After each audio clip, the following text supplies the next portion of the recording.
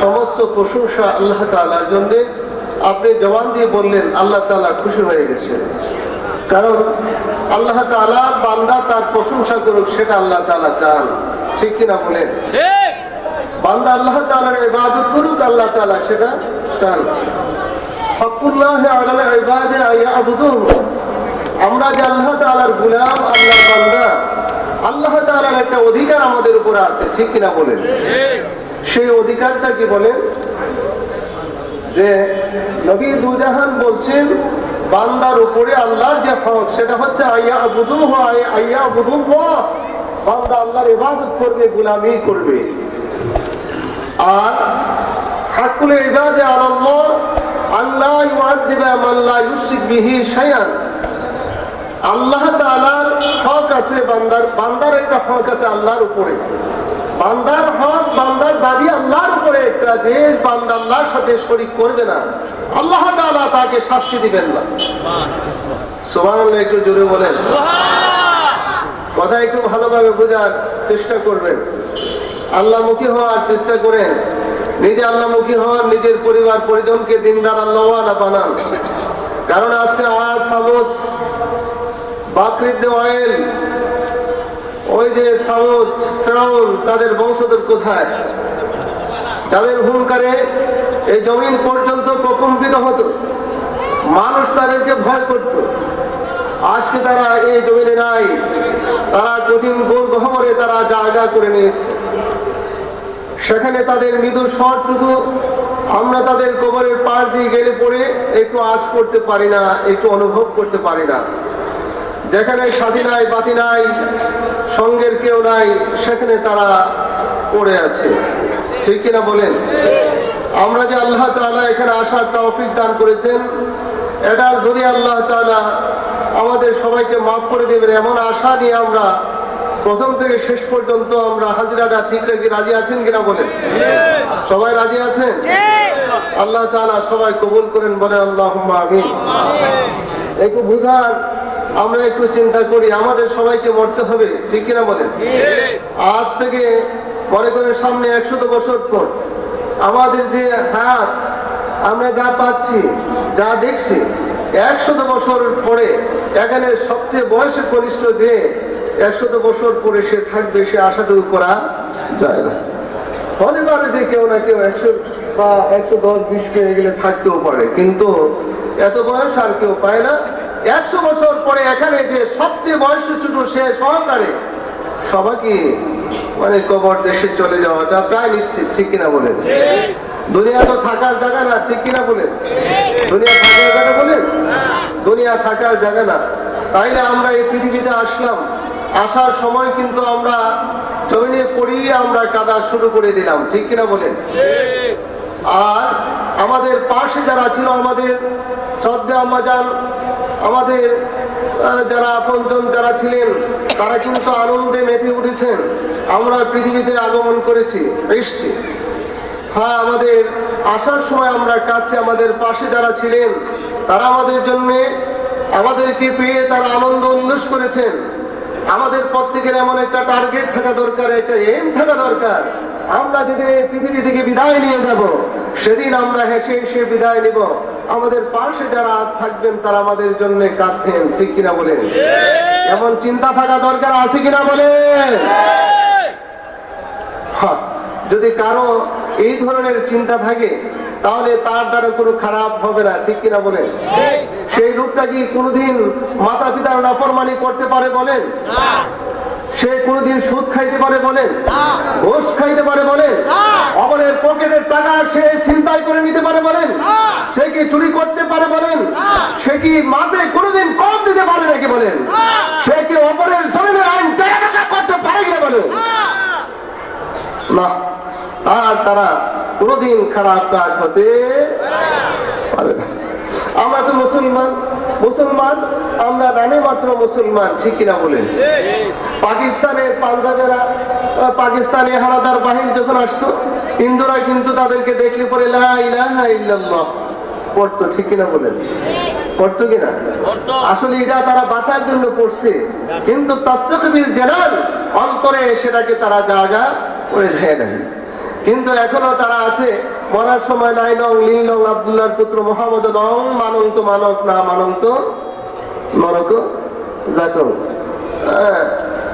এটা মানে এটা এটা পড়াই দেয়, এটা এটা এটা এটা বলে দেয়, এটা কথা বুঝে আসছে। তো আমাদের যদি এমন উদ্দেশ্য থাকে যে আমার হাত আল্লাহ তাআলা আমাকে পৃথিবীতে পাঠিয়েছেন, আমার হাতের একটা দাম আছে, এটাকে ভালো কাজে লাগাতে হবে, তাহলে আমার দ্বারা আপনার দ্বারা কোনো খারাপ কাজ হতে পারে না, আমার দ্বারা আপনার দ্বারা কোনো মুসলমান ভাই নির্যাতিত হতে পারে না। ঠিক কিনা বলেন? মুসলমান কাকে বলে?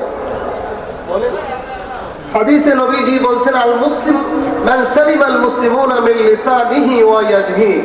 প্রকৃত মুসলমান, আচ্ছা মুসলমান হচ্ছে সে ব্যক্তি যার জবানের অনিষ্টতা থেকে এবং হাতের অনিষ্টতা থেকে অপর মুসলমান নিরাপদ রইল, সে হচ্ছে প্রকৃত মুসলমান। সুবহানাল্লাহ, একটু জোরে বলেন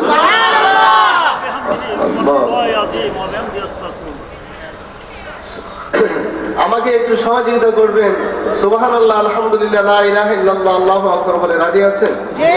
আমি একটু আপনাদের খেদমতে কিছু কথা যেগুলি বললে আপনাদের জন্য ফায়দা হবে আর মানলে পরে জীবন কামিয়াবি হয়ে যাবে।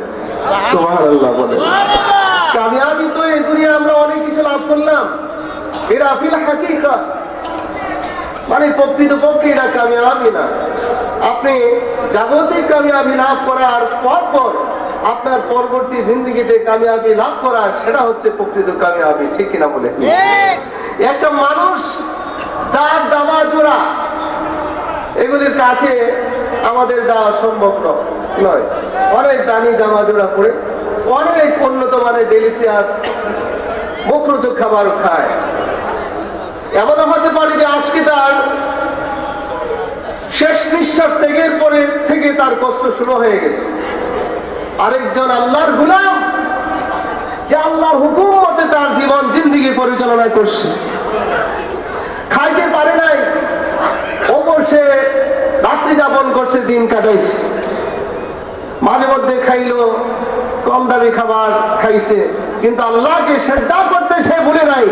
এমন হতে পারে আল্লাহর সেই গোলাম আজকে সে ইন্তেকাল করার সঙ্গে সঙ্গে তার পরবর্তী জীবন সুখকর হয়ে গেছে। দরকার কোনটা? আখিরাতের জীবন,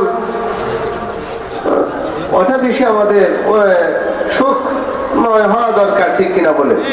কারণ আপনি কষ্টে আছেন, দুনিয়ার জীবনের কি আছে? দুনিয়ার কষ্টের একটা শেষ আছে, সুখের শেষ আছে, কষ্টেরও কি আছে? শেষ আছে। নবী আলী রাদিয়াল্লাহু তাআলা আনহু বলছেন, আলী, দুনিয়ার যত আনন্দ আছে, সুখ কষ্ট আছে, তার একটা পরিসমাপ্তি আছে, কিন্তু আখিরাতের সুখের শেষ নাই, দুঃখেরও কোনো কি নাই, শেষ। তাহলে আমাদের সকলের উচিত আখিরাতে কিভাবে আমরা সুখী হব সেই ইচ্ছা দিলে পোষণ করে আমাদের হাতকে তৈবাতে পরিণত করা। ঠিক কিনা বলে? তাহলে কিছু কাজ আমাদের করতে হবে। রাজি আছেন আপনারা? যদি রাজি থাকেন, আমি যদি একটা কথা বলি আপনারা মেনে যান, তাহলে তো আরো আজের দরকার নেই। আল্লাহ তাআলা আমাদের কেন সৃষ্টি করছেন সবাই কি বলতে পারেন? কেন সৃষ্টি করছেন বলেন? মা খালাকতুল জিন্না ওয়াল ইনসা ইল্লা, আল্লাহ তাআলা বলছেন আমি জিন এবং মানুষ জাতিকে সৃষ্টি করছি লিয়াবুদুন, যেন তারা আমার ইবাদত করে, আমার গোলামি করে, এবং এই ইবাদত এবং গোলামির মাধ্যমে লিয়ারিফুন, তারা যাতে আমাকে চিনে। সুবহানাল্লাহ বলেন। আল্লাহ কয়জন বলেন? আল্লাহ কয় বলেন? এটা কি আপনারা পাইছেন কোথাও? আল্লাহ যে কোথায় পাইছেন? কালমার মধ্যে আছে লা ইলাহা ইল্লাল্লাহ, আল্লাহ ছাড়া কোনো মাবুদ নাই। জোরে বলেন, আল্লাহ ছাড়া কোনো মাবুদ নাই। এই কালমাটা পড়ছে একটা লোক, এই মুহূর্তে সে বেঈমান ছিল, কালমা পড়ার সঙ্গে সঙ্গে সে কি হয়ে গেছে বলেন? ইমানদার। তার অতীতের গুনাহ মাফ হয়ে গেছে বলে, মাফ হয়ে গেছে। ইন্নাল ইসলাম ইয়াহদিমু মা কানা ক্বাবলা, ইসলাম তার পূর্বের যত গুনাহ আছে সমস্ত গুনাহ নিশ্চিহ্ন করে দেয়। সুবহানাল্লাহ। বিহা কালবি বলছে হুজুর আমি তো একটা কাজ করেছি, আমার গুনাহ মাফ করবে কিনা? আমি আমার একটা সুন্দরী মেয়ে ছিল, তাকে আমি জীবন্ত কবর দিয়ে ফেলছি। বিরাট বড় ঘটনা, আমি সেদিন যাচ্ছি না। নবীজি বলছেন দেহিয়া ইন্নাল ইসলাম ইয়াহদি মা কানা ক্বাবলা, যদিও তুমি সেই কাজটুকু করছো এটা তো ইসলাম ধর্ম গ্রহণ করার পূর্বে, এখন তুমি ইসলাম গ্রহণ করছো, অতীতের যত গুনাহ আছে সমস্ত গুনাহ মাফ হয়ে গেছে। একটা মানুষ সেই কলমা পড়ে নাই, সে মুশরিক, মরলে ফিনারে জাহান্নামা খালিদান, মানে সে চিরস্থায়ী জাহান্নামে থাকবে। এই কলমাটা পড়ে মারা গেছে, নামাজের সময় সামনে আসে নাই, এক ওয়াক্ত নামাজ আসার পূর্বে সে মারা গেছে, সেই লোকটা জান্নাতি। সুবহানাল্লাহ। এই কালমার অনেক কি আছে তা। মুসা আলাইহিস সালাম আল্লাহকে বলছিলেন, আল্লাহ আমাকে এমন একটা জিনিস শিখিয়ে দেন, এই জিনিসের দ্বারা আপনাকে আমি ডাকবো। আল্লাহ তাআলা বলেন, কুল ইয়া মুসা লা ইলাহা ইল্লাল্লাহ, মুসা তুমি বলো লা ইলাহা ইল্লাল্লাহ, জোরে বলে লা ইলাহা ইল্লাল্লাহ, কালবে ধাক্কা দিয়ে বলে লা ইলাহা ইল্লাল্লাহ, কালবের গুনাহ মাফ হয়ে যাবে। সুবহানাল্লাহ, সুবহানাল্লাহ, জোরে বলবেন না? ইদা আযযাবা আবদুন কানাত লাহু নুকতাতুন সাওদা ফি কলবি, বান্দা যখন গুনাহ করে কালবের মধ্যে কালো রঙের একটা দাগ পড়ে যায়, বারংবার করতে করতে হাত্তা ওয়াদাত, বারবার একদম মানে কি হয়ে যায়, কালো হয়ে যায়। ফাইদা যাকারাল্লাহ ওয়া তাবা, সে যদি তওবা করে আল্লাহর জিকির করে সুকেলা কালব, তার কালটা কি হয়ে যায়, পরিষ্কার হয়ে যায়। সুবহানাল্লাহ, জোরে বলেন সুবহানাল্লাহ। একটু মনোযোগী হন, আল্লাহর জিকির, ওয়াজকুর ইসমা রাব্বিকা ওয়া তাবাত্তাল ইলাইহি। অনেকে এখানে একটা তর্ক জুড়ে দেয় যে আল্লাহ তাআলা তো বলছেন আকিমিস সালাতা, আমার লিযিকরি, আমার শরণার্থী তোমরা নামাজ কায়েম করো। সালাত একটা জিকির, হজ করা জিকির, দান করা একটা জিকির, মাহফিলে গেছে আল্লাহর শরণে সেটা জিকির। হ্যাঁ আমি বলছি সেটা জিকির, আল্লাহ ঠিক আছে, তবে ওয়াজকুর ইসমা রাব্বিকা ওয়া তাবাত্তাল ইলাইহি, আল্লাহ তাআলা তো বলছেন যে তুমি তোমার রবের নামের কি করো, স্মরণ করো, জিকির করো। তা আল্লাহ তাআলার কয় হাজার নাম আছে বলেন? কত নাম আছে? আমরা তো জানি 99টা সিফাতি নাম, একটা ইসমে জাত, আর কিতাবের মধ্যে আছে আল্লাহ তাআলার 3000 নাম আছে। কয়? আই জোরে বলেন কয় হাজার? 3000 নাম আছে। আল্লাহ আল্লাহ। তাইলে একটা নাম হচ্ছে ইসমে জাত। এই ইসমে জাত সেটা কি? ওয়াল মুস্তাকবিল লিজামি সিফাতিল কামালিয়া, যত পরিপূর্ণ গুণাবলী আছে, যেই সত্তা এগুলিকে একত্রিতকারী, জমাকারী, তিনি হচ্ছেন আমার আপনার আল্লাহ। সুবহানাল্লাহ, মানে যত পরিপূর্ণ গুণাবলী আছে যে সত্তার ভিতরে, তিনি আমার এবং আপনার আল্লাহ। তাই কি কোনো সন্দেহ আছে বলেন? কোনো সন্দেহ আছে বলেন? এই যে আল্লাহ তাআলার ওয়াহদানিয়াতের পরিচয় করে হচ্ছে সূরা ইখলাস। আপনারা সবাই জানেন না? জানেন নি সূরা ইখলাস? এক সাহাবী প্রত্যেক নামাজের মধ্যে সূরা ইখলাস পাঠ করছে। অন্যান্য সাহাবারা গিয়ে বলছেন, হুজুর যে এই যে সাহাবী আপনার, সে তো প্রত্যেক নামাজে প্রত্যেক রাকাতে সূরা ইখলাস পাঠ করে। হুজুর এটা কি? সাহাবীকে দেখে বললেন, সাহাবী তুমি প্রত্যেক রাকাতে সূরা ইখলাস পড়ো? হুজুর আমি এটাকে ভালোবাসি, যেহেতু আল্লাহর একত্ববাদের কথা তার মধ্যে সুন্দরভাবে ফুটে উঠছে। সুবহানাল্লাহ, জোরে বলেন। নবীজি বলছেন হুব্বাকা ইয়া তুদখিলুকাল জান্নাহ, এই সূরার ভালোবাসাই তোমাকে জান্নাতে পৌঁছে দিবে। কারণ সূরা ইখলাস আল্লাহর একত্ববাদের পরিচয় সে সূরার মধ্যে ফুটে উঠছে। অতএব আল ওয়াহদানিয়াতু হিয়া রাসুল ইবাদত ওয়া রাসুল ইবাদত, আল্লাহ একত্ববাদে বিশ্বাস করাটা হচ্ছে ইবাদতের কি মূল। একত্ববাদে বিশ্বাস করাটা হচ্ছে কি ইবাদতের মূল। কেউ যদি আল্লাহকে এক না জানে, সে যদি সিজদা করতে করতে কপাল একদম ক্ষয় করে দেয়, কপালে কালো দাগ লাগাই দেয়, তার সিজদা কবুল হবে বলেন? সিজদা কবুল হবে বলেন? আল্লাহকে কি করতে হবে? এক জেনে আল্লাহরে কি করতে হবে? ইবাদত করতে হবে। তাহলে বান্দার যে হক আল্লাহর উপরে, সেটা হচ্ছে যে বান্দা আল্লাহর সাথে শরীক করবে না, সেই বান্দাকে আল্লাহ শাস্তি দিবেন না। সুবহানাল্লাহ বলেন। আর আল্লাহর হক বান্দার উপরে, বান্দা আল্লাহর কি করবে বলেন? ইবাদত করবে, আল্লাহর গোলামি করবে। তা আল্লাহর যারা গোলাম হবে, তারা তো কোনো দিন অদ্যত স্বভাবের হতে শাস্তি দিবেন না। কারণ এই বিষয়ে আরেকটা দলিল এসেছে কোরআন মাজিদের মধ্যে। ইন্নাল্লাহা লা ইয়াগফিরু আন ইউশরাকা বিহি ওয়া ইয়াগফিরু মা দুনা যালিকা লিমান ইয়াশা। আল্লাহ তাআলা শিরক গুনাহ maaf করবেন না, শিরক গুনাহ ছাড়া যত গুনাহ আছে আল্লাহ তাআলা ইচ্ছে অনুযায়ী maaf করে দিবেন। সুবহানাল্লাহ জোরে বলেন। কারণ আমার আপনার আম্মা আব্বা আমার জন্য মেহেরবান, মায়াশীল, কিন্তু আল্লাহর মায়ার সাথে কোনো মায়ার তুলনা চলবে যদি বলেন চলবে কি? চলবে না। কারণ আল্লাহ তাআলা রহমত বা মায়াকে 100 ভাগে ভাগ করে এই পৃথিবীতে আনজালা মিনহা রাহমাতাও ওয়াহিদা, একটা রহমত একটা মায়া এই পৃথিবীতে অবতীর্ণ করছেন। আর 99টা মায়া আল্লাহ তাআলার কাছে আছে। আল্লাহ তাআলা ইয়ারহামু বিহা ইবাদাহু ইয়াউমাল কিয়ামা, 199 মায়া আল্লাহ তাআলা নিজে নিয়ে তার বান্দাকে কিয়ামতের দিনে আল্লাহ তাআলা মায়া করবে। সুবহানাল্লাহ জোরে বলেন। তাইলে আপনারা যদি বলেন হুজুরে একটা সুযোগ তো আমাদেরকে দিয়ে গেল যে আল্লাহ তাআলার কাছে 99টা মায়া আছে, তাইলে যা কিছু করার দুনিয়াতে করে যাই, সুদ খাই, ঘুষ খাই, ডাকাতি করি, জেনা করি, বদমাইশি করি, পরের জমিনে আইল তেরা বাঁকা করি, বিবিরে রাস্তাঘাটে ছেড়ে দেই, যা ইচ্ছা তাই করলাম, আমার বাড়ির পাশের প্রতিবেশীকে আমি টর্চারিং করলাম, জুলুম করলাম, তাইলে আল্লাহ তো মায়া করে আমাকে মাফ করে দিবেন না। বুঝে শুনে অপরাধ করলে আল্লাহ তাআলা তাকে মাফ করবেন না। কথা বুঝে আসছে?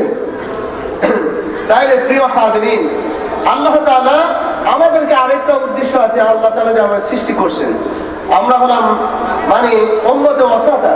আল্লাহ তাআলা আমাদেরকে সৃষ্টি করছেন লিন্নাস আই for the usefulness of mankind, মানুষের উপকারার্থে আল্লাহ তাআলা আমাদেরকে সৃষ্টি করছেন। সুবহানাল্লাহ একটু জোরে বলবেন না? এক মানুষ আরেক মানুষের উপকার করবে, এই জন্য আল্লাহ তাআলা আমাদের কি করছেন? সৃষ্টি করছেন। এটা কি আমার কথা নাকি আল্লাহ তাআলা বলছেন? কে বলছেন বলেন? জোরে বলেন। আল্লাহ তাআলা বলছেন যে উখরিজাত লিন্নাস উখরিজাত ওয়া বানা খুলিকাত, তাফসীর যে আল্লাহ তাআলা কুনতুম খায়রা উম্মাতিন, তোমরা উত্তম জাতি, উত্তম সৃষ্টি। উখরিজাত লিন্নাস আই খুলিকাত লিন্নাস আই লিমানফাআতিন নাস, তোমাদেরকে মানুষের কল্যাণ করার জন্য তোমাদেরকে সৃষ্টি করা হয়েছে। মানুষের কল্যাণ কিভাবে করবে? তা'মুরুনা বিল মা'রুফ ওয়া তানহাউনা আনিল মুনকার, তোমরা মানুষকে নেক কাজের আদেশ করবে এবং অন্যায় কাজ থেকে বিরত রাখবে। এই জন্য আল্লাহ তাআলা আমাদেরকে সৃষ্টি করছেন। সুবহানাল্লাহ বলেন। ওয়া তুমিনুনা বিল্লাহ, এবং আল্লাহর প্রতি তোমরা বিশ্বাস স্থাপন করবে। তাই এখানে সৃষ্টিগত যে উদ্দেশ্য কয়টা পাইলাম? কয়টা? এখানে কয়টা পাইলাম? 3টা। একটা হচ্ছে নেক কাজের আদেশ করা, অন্যায় কাজে বাধা প্রদান করা, আর আল্লাহর পরিপূর্ণ ঈমান রাখা, আল্লাহকে বিশ্বাস করা। তাইলে আমাদের সৃষ্টিগত উদ্দেশ্য এটাও আছে। এখন প্রিয় হাজরিন, একটা লোক সে ন্যায় কাজ করল, অন্যায় কাজে সে বাধা দিল, তাইলে সে আফসালা আমাল, আমলের মধ্যে সে সর্বোৎকৃষ্ট আমলটা সে করলো। সুবহানাল্লাহ জোরে বলেন। একটা লোক খারাপ করতেছে, আমাদের দায়িত্ব কি? যার তাওফিক আছে, মান্না মিনকুম মুনকারান ফালিয়ুগাইয়ির বিয়াদি, হাত দ্বারা সে প্রতিরোধ করে তুলবে। ফাইলাম ইয়াস্তাতি ফাবি লিসানি, না পারলে সে জবান দ্বারা সে কি করবে? তারে বুঝায়া বাধা দিবে জবান দ্বারা। ওয়াইলাম ইয়াস্তাতি ফাবি কলবি, আর যদি না পারে অন্তর দ্বারা সেইটাই ঘৃণা করবে। ওয়াযালিকা যাফুল ঈমান, এটা হচ্ছে দুর্বল ঈমান। কারণ অন্তর দ্বারা ঘৃণা করলো, সে জবানে বলতে পারলো না, হাত দ্বারা বোঝা গেলে তার ঈমান কি দুর্বল। যার ঈমানের সফলতা আছে সে অবশ্যই হাত দিয়ে তার বিরুদ্ধে প্রতিরোধ ধরে চলবে। ঠিক না বলেন? যাদের হুকুম ঈমানের মূল যে ঈমান, মূল ঈমানের অন্তর্ভুক্ত 3টা বিষয় আছে। আমাদের ঈমান, আমাদের সবচেয়ে বড় দামি জিনিস কোনটা বলেন? মুসলমান হিসেবে কোনটা? জোরে বলেন। ঈমান। তাই ঈমানের মূল বিষয় আছে 3টা, মৌলিক বিষয় আছে 3টা। 1 নম্বর হচ্ছে যে সালাসুম মিন আসল ঈমান, 3টা জিনিস আছে কি মূল ঈমানের কি অন্তর্ভুক্ত। এর মধ্যে একটা হচ্ছে যে আল কাফু আম্মান ক্বালা লা ইলাহা ইল্লাল্লাহ, যে ব্যক্তি লা ইলাহা ইল্লাল্লাহ বলছে তার থেকে জবান এবং হাত উভয় নিয়ে তার থেকে কি থাকে? বিরত থাকতে হবে। মানে তাকে জবান দিয়ে কষ্ট দেওয়া যাবে না এবং হাত দ্বারা তাকে কষ্ট দেওয়া যাবে না। যদি কেউ জবান দ্বারা কষ্ট দিল, হাত দ্বারা কষ্ট দিল, তার ইমানের মূল যে তিনটা একটা নষ্ট করে দিল। কথা বুঝাইতে পারলাম? আল কাফু আম্মান কালা লা ইলাহা ইল্লাল্লাহ।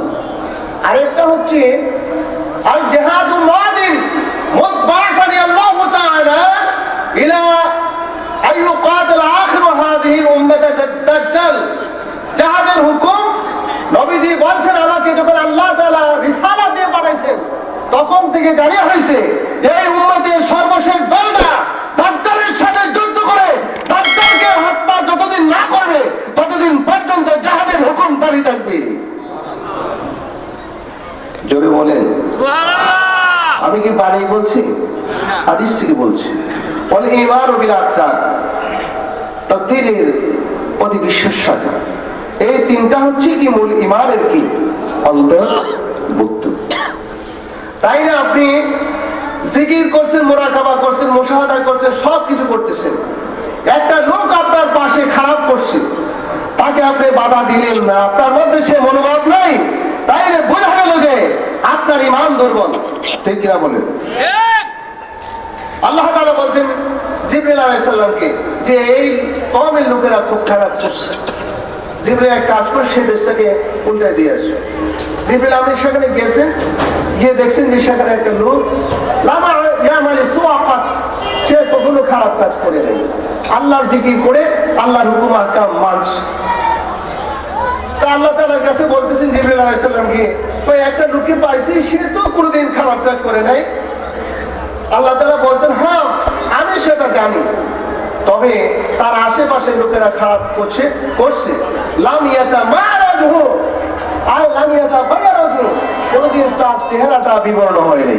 তার পাশে একজন জেরা করছে, চুরি করছে, সুদ খাইছে, বদমাইশি করছে, তার কানে সংবাদ পৌঁছতো, তার চেহারা বিবর্ণ হয় নাই, না অপছন্দনীয় ভাব তার চেহারার মধ্যে পরিলক্ষিত হয় নাই। যে বলে এক কাজ করো, ওই লোকটাকে সহকারে দেশটাকে উল্টাই দাও। ওই লোকটাকে সহকারে কি করে দেশটাকে উল্টাই দাও। দেখছেন, নিজে আমল করলে হবে না, মানে নিজের পরিবার পরিজনকে আল্লাহ ওয়ালা বানাতে হবে, নিজের প্রতিবেশীকে আল্লাহ ওয়ালা বানাতে হবে। কেন? প্রশ্ন যে কুল্লুকুম রাঈন ওয়া কুল্লুকুম মাসউলুন আন রাইয়াতি, তোমাদের প্রত্যেকে একজন রাই বা পর্যবেক্ষক, তোমাদের পর্যবেক্ষণ সম্পর্কে প্রত্যেকে আল্লাহ দরবারে জিজ্ঞাসিত হতো। একজন সমাজের সর্দার, তার কথা যতজন লোক শোনে, তারা যদি আল্লাহ নাফরমানি করে ভালো পথে না চলে, সেই সর্দারকে আল্লাহ দরবারে কাঠ গড়াতে দাঁড়ায় জবাবদিহি করতে। একজন ইমাম, তার কথা যদি তার মুসল্লিরা শুনে, সে যদি তাদের ভালোবাসা নষ্ট হয়ে যাবে, তাদেরকে সঠিক ওয়াজ করে শোনাই দিচ্ছে না, তাই সেই ইমামকে আল্লাহ দরবারে জবাবদিহি করতে হবে। ঠিক কিনা বলেন? একজন সমাজের কর্ণধার, তার পরিবার, একজন পরিবারের যে মেইন আর্নিং মেম্বার, যে উপার্জন করছে, তার পরিবারের লোকেরা তার কথা শুনে, কিন্তু সে তাদেরকে আল্লাহমুখী করল, নামাজের কথা বলল না, তাকে আল্লাহর দরবারে জবাবদিহি করতে হবে। বাঁচার কোনো কি নেই, উপায় নাই। একটু ফিকিরের জন্য বলছে, একটু চিন্তা করার জন্য বলছে, তাকে আল্লাহর দরবারে অবশ্যই জবাবদিহি করতে হবে। যাতে আমাদেরকে আল্লাহ তাআলার কাছে এই ধরনের জবাবদিহি থেকে বেঁচে থাকা যায়, সেজন্য আমাদেরকে কি করতে হবে? চেষ্টা করতে হবে। আল্লাহ তাআলা ভালো পরিবেশে আমাদেরকে আসার তৌফিক দান করছেন। আল্লাহ তাআলা আমাদেরকে দেখছেন কিনা বলেন? জোরে বলেন, দেখছেন কিনা? যারা আসে না তাদেরকে দেখছেন কিনা বলেন? তা আমর বিল মারুফের মধ্যে একটা কাজ, আজকে আরেকজনকে দেখে যদি আপনি মাহফিলে নিয়ে এসে থাকেন, সেই লোকটা আসতো না, তাহলে আপনি এসে হাজিরা দিয়ে যে সওয়াব পাইলেন, সেই লোকটাকে দেখে আনার কারণে আল্লাহ তাআলা আপনার আমলনামার মধ্যে সেই সওয়াব দিবেন। কারণ দলিল হচ্ছে আদাল্লু আলাল খায়র কাফাইল, কে নেক কাজের প্রতি নির্দেশ করলো, সে কাজটা করে যতটুকু সওয়াব পাইল, সে নেক কাজের প্রতি নির্দেশ করার কারণে আল্লাহ তাআলা তার আমলনামার মধ্যে সেই সওয়াব দিবেন। সুবহানাল্লাহ। কেউ নামাজে যাচ্ছে না, তাকে যদি নামাজে নিয়ে গেলেন, নামাজ পড়ে সে যতটুকু সওয়াব আল্লাহ তাআলা তার আমলনামার মধ্যে সেই একটু সওয়াব দিয়ে দিবেন। সুবহানাল্লাহ, একটু জোরে বলেন। নাকি আল্লাহর দরবারে সওয়াবের কমতি আছে বলেন? কমতি আছে বলেন? যে আল্লাহ তাআলা এত সওয়াব দিবেন কোথা থেকে? মানে কমবে না আল্লাহ তাআলা। আমার ভাইরা, আপনারা যেখানে যারা এখানে এসেছেন, আল্লাহ রাব্বুল আলামিন সবাইকে দেখছেন, যারা মাহফিলে আসে না, এই গল্প গুজব করছে, তাদেরকেও দেখছেন, ঠিক কিনা বলেন? এমনটা হতে পারে আজকের মাহফিলের পরে আর একটা সুযোগ পাবে না, ইচ্ছে করলে ওই মাহফিলে গিয়ে হাজির হওয়া, ঠিক কিনা বলেন? হইতে পারে কিনা বলেন? কচু পাতায় পতিত শিশির বিন্দু, তার একটু না একটু হলে স্থায়িত্ব আছে।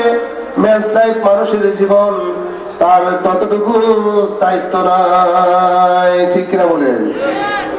আছে কি? আছে, স্থায়িত্ব নাই। তাইলে আমরা দেখি যে আমাদের হাত থেকে কোন জিনিসগুলো আমাদেরকে ছেড়ে দিতে হবে আর কোন জিনিসটা আমাদেরকে ধরতে হবে। রাজি আছেন? রাজি আছেন? আল্লাহ তাআলার আদেশ এটা যে ইবাদতের অন্তর্ভুক্ত যেটা কি নামাজ। নামাজ আছে কিনা বলেন? আল্লাহর ইবাদত করবে বান্দা, সেটা বান্দার উপরে আল্লাহর হক। তাই সে ইবাদতের মধ্যে নামাজ আছে কিনা বলেন? এশার নামাজ আজকে হয়তো মাহফিলে আসার কারণে জানি না, এর মধ্যে এশারে আল্লাহকে সিজদা করে নেয় এমন লোকও থাকতে পারে, ঠিক কিনা বলেন? থাকতে পারে কিনা বলেন?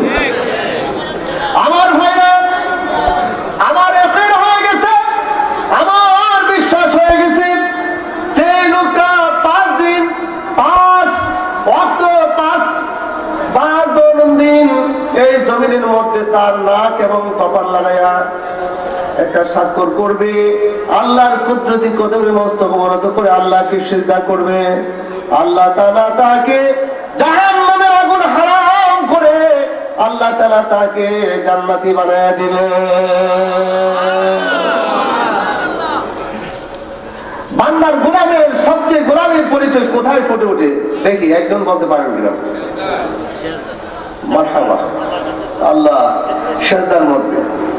বান্দা যে আল্লাহর গোলাম, তার সবচেয়ে গোলামের পরিচয় পাওয়া যায় তার সিজদারত অবস্থা। সুবহানাল্লাহ। সেজন্য সিজদা অবস্থায় আল্লাহর রহমতের সবচেয়ে কাছে নামাজি বান্দা অবস্থান করে। সুবহানাল্লাহ। কারণ তার নাক, তার কপাল, তার হাত পা সব জমিনে ঠেকাইয়া আল্লাহর গোলামের পরিচয় দিচ্ছে। আমি কসম খেয়ে বলতে পারি, আমার বিশ্বাস আছে আল্লাহ তাআলা সেই বান্দাকে জাহান্নামের লাঠি বানাইবেন না।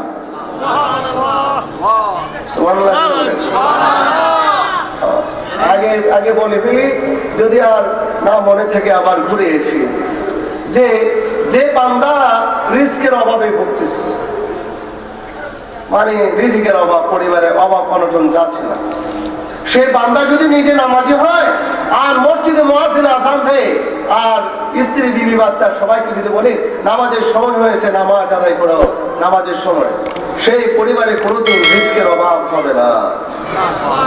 সুবহানাল্লাহ যদি বলেন, সেই পরিবারে কোনোদিন কি হবে না? রিজিকের অভাব হবে না। সুবহানাল্লাহ যদি বলেন। তাইলে নামাজ পড়া আল্লাহর ইবাদত, ঠিক কিনা বলেন? হালাল পথে উপার্জন করা আল্লাহর ইবাদত, ঠিক কিনা বলেন? হ্যাঁ, সব কথা বলতে পারবো না। আমার কাছে একটা হাদিস আছে, অনেক লম্বা একটা হাদিস, সেটা শুধু আলোচনা করলে অনেক সময় লাগবে, এবারও সহকারে বলতে গেলে। আমি সেটা বলছি না। হাদিসের রাবী হচ্ছেন খালিদ বিন ওয়ালিদ। ইতিহাস যারা পড়ছেন, খালিদ বিন ওয়ালিদ হচ্ছেন মুতার যুদ্ধের কমান্ডার। তিনি বলছেন যে গ্রাম্য একজন লোক নবীজির কাছে এসে বলছেন, হুজুর, আপনাকে আমি আজকে এমন বিষয় সম্পর্কে প্রশ্ন করব, যে বিষয়গুলি জানলে দুনিয়া আখিরাতে আমার আর কোনো কিছু জানতে হবে না, এগুলি আমার জন্য যথেষ্ট হয়েছে। নবীজি বলছেন, হ্যাঁ, তোমার যা কিছু প্রয়োজন তুমি জেনে নাও। এরপরে বলছে, একটা একটা বলতেছে, হুজুর আমি এই হতে চাই, এই হতে চাই। নবীজি সবকিছু জবাব দিয়ে যাচ্ছে। এক জায়গার মধ্যে সেই লোক বলতেছেন, হুজুর আমি পছন্দ করি যাতে আমার দোয়াটা আল্লাহ তাআলা কবুল করে ফেলে। আমি যখন দোয়া করব আমার দোয়া আল্লাহ তাআলা দরবারে কবুল হয়ে যাবে। নবীজি বলছেন ইসতানিব আকলাল হারাম, হারাম খাবার বর্জন করো, তোমার দোয়া আল্লাহর দরবারে কবুল হয়ে যাবে। সুবহানাল্লাহ জোরে বলেন। হারাম খাবার বর্জন করে আল্লাহকে ডাকলে আল্লাহ তাআলা তার দোয়া কবুল করে ফেলবেন। সুবহানাল্লাহ জোরে বলেন। তাহলে এই হাদিসের মাফহুমে মুখালিফ, এই হাদিস থেকে বোঝা গেল এটা উল্টা আমরা এটা বুঝে নিতে পারি যে ব্যক্তি হারামকে আল্লাহকে ডাকবে তার দোয়া আল্লাহর দরবারে কবুল হবে না। হবে বলেন? কোথা থেকে জানতে পারলাম? এই হাদিস থেকে জানতে পারলাম। যেহেতু সে ব্যক্তি বলছে আমি চাই আমার দোয়া আল্লাহ কবুল করুন, তখন নবীজি বলছেন হারাম খাবার ছেড়ে দাও, তাইলে তুস্তাজাব দাওয়াত, তোমার দোয়া আল্লাহ দরবারে কবুল হয়েছে। কুল্লু নবীর ইউজা, প্রত্যেক নবীর দোয়া আল্লাহ তাআলা কবুল করতেন। যেহেতু পয়গম্বররা কোনোদিন হারাম খান নাই। খাইছেন কি? পয়গম্বররা কোনোদিন হারাম খাইছেন বলেন? হারাম খান নাই। নবীজি পেটের মধ্যে ক্ষুধার কারণে পেটে পাথর বেঁধে রাখছেন। সুবহানাল্লাহ করে বলেন। আমি তালহা থেকে বর্ণিত, তিনি বলছেন শাকাউনা ইলা রাসূলিল্লাহ সাল্লাল্লাহু আলাইহি ওয়াসাল্লামের যাওয়া, যে নবীজির কাছে গিয়ে বললাম হুজুর আমরা ক্ষুধার্ত। এরপর আমরা পেট থেকে কাপড় সরাই দেখলাম যে পেটে আমরা একটা পাথর বেঁধে রাখছি। আর নবীজি ইত্তব শুনে আর কাসাফা বাদদালুল হাজারাইন, নবীজি পেট থেকে কাপড় সরাইছেন, দেখছেন যে নবীজি পেটে দুটা পাথর বেঁধে রাখছেন। সুবহানাল্লাহ একটু যদি বলতেন না। আমাদের দেশের নেতার আর খানার কোনো অভাব নাই, ঠিক কিনা বলেন? কিন্তু তার অধীনস্থ অনেকে না খেয়ে মরে, ঠিক কিনা বলেন? মরে কিনা? বিশ্ব নবী রাহমাতুল আলামিন এজন্য বলছেন গোটা পৃথিবীর সমস্ত রাজত্বকে মুহাম্মদ সাল্লাল্লাহু আলাইহি ওয়াসাল্লামের মতো গুণে গুণান্বিত একজন ব্যক্তির অধীন যদি করে দেওয়া যেত, তাহলে পৃথিবীতে বিরাজমান যত সমস্যা আছে সব কিছু সমাধান করতে একাই তিনি সক্ষম হইতেন, যার ফলশ্রুতিতে এই পৃথিবীতে সুখ ও শান্তির ঝর্ণা দ্বারা প্রবাহিত হয়েছে। সুবহানাল্লাহ জোরে বলে। আল্লাহ আকবার। আলী রাদিয়াল্লাহু তাআলা আনহু রাত্রি বেলায় বের হয়েছে, পেটে গামছা বাঁধছেন। নবীজি বলছেন আলী এত রাতে তুমি ঘুমাইতে গেছিলাম, পেটে খাবার নাই, ঘুম আসে না, সেজন্য পেটে গামছা বেঁধে আমি হাঁটতেছি, ঘুম আসে না, কি করবো? আলী রাদিয়াল্লাহু তাআলা আনহু শেরে খোদা বলা হয়, ঠিক কিনা বলেন? মানে শক্তির আর কি ছিল না, কম ছিল না। এই যে মোতার যুদ্ধে তামস দুর্গের খেয়ে কত বড় ওজন, এটাকে তিনি ঢাল হয়ে গেছে, এটাকে হাতে নিয়ে ঢাল হিসাবে ব্যবহার করে তিনি যুদ্ধ করেছেন। ওনার মতো গায়ে যদি আমাদের শক্তি থাকতো, মানে এক তলা দিয়ে সামনে যা আছে সবাইকে মানে ইয়ে করে পকেটের সমস্ত টাকা নিজের পকেটে ঢুকাইয়া একদিনে আঙ্গুল ফুলে কলা গাছ হয়ে যেত, ঠিক কিনা বলে? অন্যের পকেটের টাকা নিয়ে যে নিজের পেট ভারী করলো, নিজের পকেট ওনে করলো, দুনিয়াতে ধরাকমে হয়েছে। আল্লাহর কসম, আখিরাতে হবে সবচেয়ে গরিব, বেশি গরিব হবে সে ব্যক্তিটা, ঠিক কিনা বলে? আমার কথা এটা এই বুখারী শরীফের হাদিস। নবীজি বলছেন, সাহাবায়ে কেরাম বলছেন মাল মুফলিস ফিন, নবীজি বলছেন মাল মুফলিস ফিন, আমাদের মধ্যে দরিদ্র। সাহাবায়ে কেরাম বলছেন যা টাকা নাই, পয়সা নাই, জমি নাই, বাড়ি নাই, গাড়ি নাই, সে তো বড় গরিব। নবীজি বলছেন না, সে গরিব, প্রকৃত গরিব না। প্রকৃত গরিব হচ্ছে ওই ব্যক্তি যে অনেক নামাজ রোজা অনেক কিছু নিয়ে সে হাসরের ময়দানে গিয়ে হাজির হচ্ছে। তার সাথে পাওনাদার আসছে, কাউকে জুলুম করছে, সে আসছে, কার কাছে সুদে টাকা নিয়ে খাইছে, তার জমির আয় দরকার করছে, তারকে মাপে কম দিছে, বান্দার হাত নষ্ট করছে, সে ব্যক্তি হাজির হয়েছে। তাই একজনকে নামাজ 5 ওয়াক্ত নামাজের সব দিছে, আরেকজনকে 10 ওয়াক্ত হজের সব একজনকে দিছে। তারপরে দেখা গেল যে আর তার আমল নামায় কোনো কিছু নাই, তারপরে ওর পাওনাদারদের জীবনের যে গুনাহ আছে, গুনাহ তার আমল নামায় এদখাল করে দেওয়া হলো। সে ব্যক্তি সবচেয়ে বড় কি গরিব। নাউযুবিল্লাহ বলেন, নাউযুবিল্লাহ জোরে বলেন। তাহলে আলী রাদিয়াল্লাহু তাআলা তো সে কাজ তো করেন নাই, তাহলে বোঝা গেল সাহাবায়ে কেরাম হচ্ছে নিয়ারা হক, সত্য মিথ্যার মধ্যে পার্থক্য করার মাপকাঠি। ঠিক কিনা বলেন? সত্য মিথ্যার মধ্যে পার্থক্য সূচিতকারীর যে মাপকাঠি হচ্ছেন সাহাবায়ে কেরাম। ঠিক কিনা বলেন? তবে যে বলছেন আলাইকুম বিসুন্নতি ওয়া সুন্নাতিল খুলাফায়ে রাশিদিন আল মাহদিন আদু আলাইহা বিন নওয়াজিদ, যে তোমাদের উচিত আমার সুন্নতকে আঁকড়ে ধরা, খুলাফায়ে রাশিদিনের সুন্নতকে ভালোভাবে আঁকড়ে ধরা। তোমরা নওয়াজিজ দাঁতের দ্বারা সেটাকে ভালোভাবে চাপিয়ে ধরো। আসলে নওয়াজিজ দাঁতের দ্বারা কি সুন্নতকে ধরা যায়?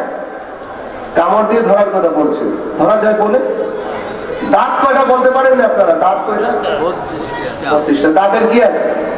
নামও আছে। যারা ইলমে কেরাত যারা পড়ছেন, ইলমে কেরাত, সেখানে দাঁতের নাম আছে। চাপার দাঁতকে নওয়াজিজ দাঁত বলা হয়। অর্থাৎ নওয়াজিজ দাঁতের দ্বারা তার সুতা ধরলে যেভাবে শক্ত হয়, সামনের দাঁতে ধরলে সেইভাবে শক্ত হয়ে যাবে। ওদের নওয়াজিজ দাঁতের দ্বারা ভালোভাবে আঁকড়ে ধরলে যেরকম শক্ত হয়, সুন্নতে রাসূল, সুন্নতে খুলাফায়ে রাশিদিন আল মাহদিনকে সেইভাবে নবীজি আঁকড়ে ধরার কথা বলছেন। সুবহানাল্লাহ জোরে বলেন, সুবহানাল্লাহ জোরে বলেন।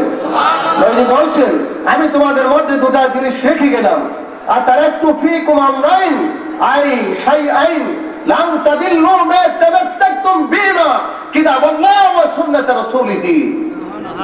সুবহানাল্লাহ জোরে বলেন। আল্লাহ নবীজি বলছেন তোমরা দুটো জিনিস তোমাদের মধ্যে রেখে গেলাম, এই দুটাকে তোমরা ভালোভাবে আঁকড়ে ধরো, ধরলে তোমরা কখনো পথভ্রষ্ট হবে না। এই দুটা জিনিস কি? কোরআন বলেন, কোরআন মাজিদ বলেন, কোরআন মাজিদ, কোরআন হাকিম বলতে পারবেন না? কোরআনুল কারীম। শুধু কোরআন বলবেন না, যে হুজুর কেন? আল কোরআন হুয়া কালামুল্লাহ আল মুনাজ্জাল আলা রাসূল আলাইহিস সালাম। কোরআন হচ্ছে আল্লাহর কালাম, যেটা রাসূল সাল্লাল্লাহু আলাইহি ওয়াসাল্লামের উপর অবতীর্ণ। আল মানকুল আনহু নাকলান মুতাওয়াতিরান বিলা শুবহা, রাসূল সাল্লাল্লাহু আলাইহি ওয়াসাল্লাম থেকে ধারাবাহিক পর্যায়ে বর্ণিত হয়ে আসছে। এই বর্ণনার মধ্যে কোনো সন্দেহ নেই। আছে? আছে বলেন? তাইলে শোনেন, ওই যে বলছিলাম লোকেরা খারাপ করছে, আল্লাহ তাদেরকে শাস্তি দিবেন। এখন ওই শাস্তির রূপ কিভাবে হয়ে যায়? যে ইদা ক্বালা সাবিয়ুম মিন সিবিয়ানিহিম ফিল মাকতাব আলহামদুলিল্লাহ, একটা কওমের লোকেরা খারাপ করছে, মক্তবের মধ্যে একটা বাচ্চা আলহামদুলিল্লাহ পড়ছে। কি পড়ছে বলেন? জোরে বলেন, কি পড়ছে? আলহামদুলিল্লাহ। কি পড়ছে? বাচ্চা। রফিয়া বিযালিকাল আযাব 40 ইয়াওমান। আল্লাহ তাআলা ওই মক্তবের মধ্যে ছোট্ট একটা বাচ্চা জবান দিয়ে আলহামদুলিল্লাহ রাব্বিল আলামিন বের হওয়ার কারণে আল্লাহ তাআলা ওই যে তাদেরকে নিশ্চিত শাস্তি দিয়ে দেওয়ার সিদ্ধান্ত নিয়েছেন। বাচ্চা একবার আলহামদুলিল্লাহ বলার কারণে আল্লাহ তাআলা 40 দিনের আযাব তাদের থেকে উঠায় নেন। কত দিনের আযাব? 40 দিনের। সুবহানাল্লাহ, একটু জোরে বলবেন সুবহানাল্লাহ। তাইলে মক্তবের ব্যবস্থা করা দরকার আছে কিনা বলেন? মক্তব আগে যেইভাবে মক্তবে পড়াশোনা হইতো, এটা কিন্তু জায়গায় জায়গায় অনেকটা কমে গেছে। ঠিক কিনা বলেন? এটার কারণটা কি? সকালবেলা কেজি স্কুল। ঠিক কিনা বলেন? কেজি স্কুলে পড়াইতে গিয়ে যে পরিমাণ টাকা খরচ করে, যেই জামা জোড়া দিয়া পাঠায় নিজের ছেলে মেয়েকে, কিন্তু মক্তবের যে হুজুর আছে, যাকে পড়াইলে দিন দুনিয়ায় কাজে আসবে, তার পিছনে কিন্তু সেই টাকা খরচ করতে রাজি না। রাজি? ম্যাথ পড়ায়, ইংরেজি পড়ায়, এই পড়ায়, সেই পড়ায়, যেই পয়সা খরচ করে আমরা মুসলমান, কিন্তু এই পরিমাণ পয়সা কিন্তু আমরা ছেলে মেয়েদেরকে কোরআন বোঝার জন্য, আল্লাহর কোরআন কারীম বোঝার জন্য, আল্লাহর কালাম বোঝার জন্য সেটা আমরা কি করি না? খরচ করি না। খরচ করি বলেন? তাহলে কোরআন আল্লাহর, কোরআন কারীম আল্লাহর কালাম, এটা আল্লাহ তাআলা অবতীর্ণ করেছেন নবীজির উপরে। ধারাবাহিক পর্যায়ে পর্যন্ত বর্ণিত হয়ে আসছে, তার মধ্যে কোনো প্রকারের কি নেই? সন্দেহ নেই। সন্দেহ আছে বলেন? কোনো প্রকার সন্দেহ আছে বলেন? কোনো প্রকারের কি নাই? সন্দেহ নেই।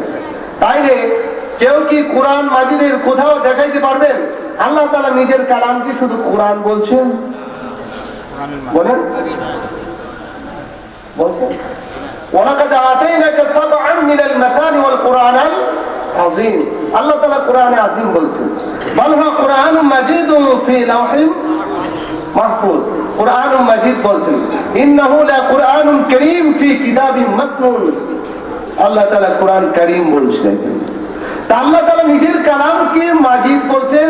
ইয়াসিন বলেন ওয়াল কুরআনিল হাকীম, ইয়াসিন ওয়াল কুরআনিল হাকীম। কুরআন মাজিদ ইরা বিজ্ঞানে ভরপুর।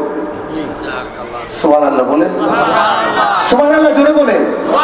আল্লাহ তাআলা কুরআন মাজিদের সিফাত হাকীম বলছেন, কুরআন আযীম বলছেন, মাজিদ বলছেন, কারীম বলছেন।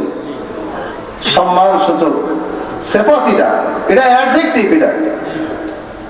তাহলে আমরা নিজেরা যখন বলবো কোরআন কোরআন, তাহলে আমার খেলে আমার ফতোয়া, আমার সমসিদ্ধ সিদ্ধান্ত আল্লাহ তাআলা তার কালামকে শুধু কোরআন বলে কোথাও উপস্থাপন করেন নাই। সেজন্য তার সিফাত সহকারে বলাটাই হচ্ছে কোরআন আল্লাহর কালামের প্রতি একটা আদব প্রদর্শন করা। ঠিক কিনা বলেন? আপনি যেই ভাষা আপনার কাছে সবচেয়ে বেশি সম্মানের ভাষা, আল্লাহর অনেককে তৈরে তেরে তুমি আমার সিদ্ধান্ত এটা ঠিক না। আপনার কাছে সবচেয়ে সম্মানের ভাষা যেটা, পরিভাষায় যেটা সম্মানের ভাষা, সেই ভাষা আল্লাহকে ডাকেন, রাসূলুল্লাহকে সেই ভাষায় ডাকেন। তুমি না, আল্লাহ আমাকে মাফ করে দিন, আল্লাহ মাফ করে দাও, এই ভাষা বলবেন না। কথাই বুঝাইতে পারলাম?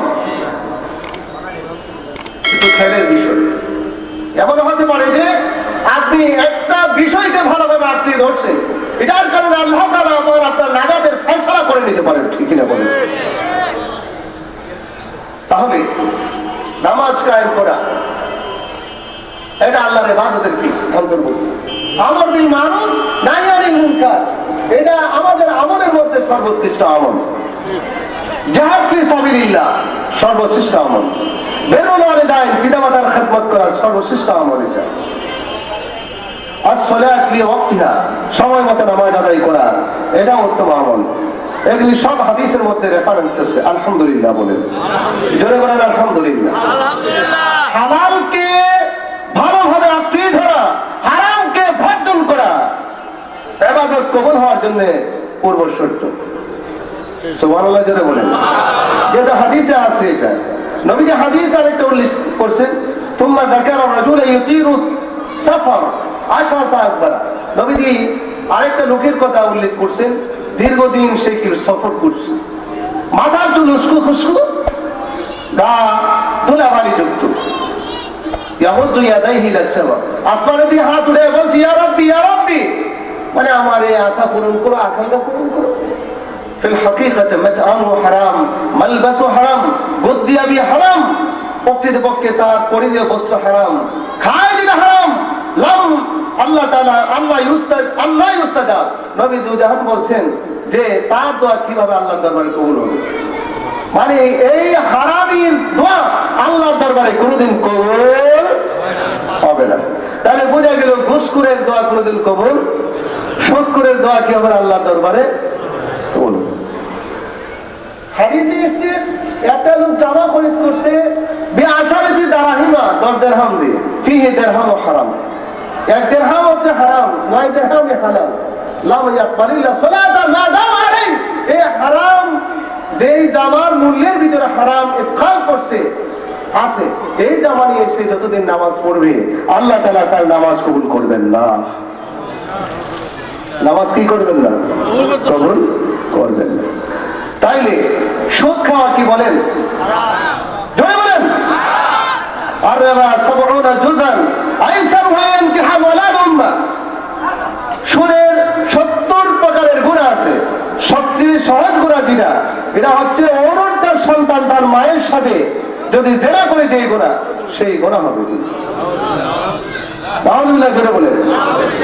সুদ খাওয়া হারাম, ঘুষ খাওয়া হারাম, কুকুরের গোশত খাওয়া যেরকম হারাম, শুকরের গোশত খাওয়া যেরকম হারাম, সুদ খাওয়া সেরকম হারাম, ঘুষ খাওয়া সেরকম হারাম। ঠিক না বলেন? বাকি কোনো প্রকার সন্দেহ আছে বলেন?